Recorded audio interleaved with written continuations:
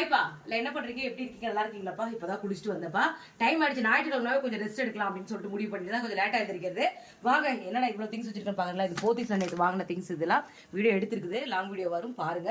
இது வந்து ஜியோ மார்ட்ல காலையில கொஞ்சம் பொருள் போட்டாச்சு. ஏன்னு கேட்டா என்ன டிஃபன் பண்றதுனே தெரியலப்பா. நம்ம வீட்டுல நான்வெஜ் கிடையாது ஒரு 9 நாளைக்கு. இருங்க கட் பண்ணிட்டேன்.